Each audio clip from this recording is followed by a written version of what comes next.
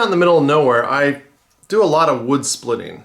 I have a very large forest around my house, and I run into things like this all the time. This is actually spalted maple, but I've had things like spalted oak and even spalted walnut, which I made my marking gauge out of. But you find this piece of spalted wood, or just a piece of wood that looks beautiful in its own way, and you think, how can I use this in one of my projects? Well, you could run it right over to the bandsaw and cut it from there, but then you risk, if it's round, it rolling a little bit or twisting. Even if there's an edge, it looks flat, but sometimes it can buckle and bend and destroy your bandsaw blades. So what do? Well, you could use a jointer and clean a flat edge before you head over to the bandsaw. But how big is your jointer? Is it wide enough? Can you lift a log up onto the surface? Let me suggest heading over to the router. By slowly skimming the surface, you can get a razor finish and a perfect flatness that you can't get with a whole lot of other shop tools. Now, I think everybody's pretty familiar with this type of router setup. It's a piece of plexiglass that's attached to your router that slips inside of your table. Easy. It's also good because it gives you a platform that you can use when you're routing things. So my idea is to take this and turn it into something similar to a router sled.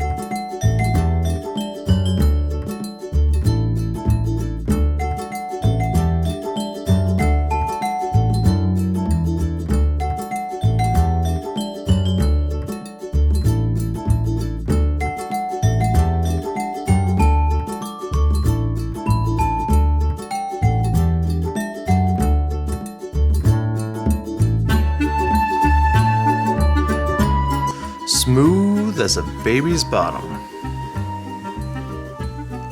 If you like this video, give it a thumbs up. If you haven't subscribed yet, go ahead and do that now.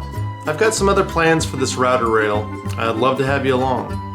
There's also going to be an instructable for this. It takes me a little bit of time sometimes to write it out, but there will be one, and I'll pin that below in the comments section.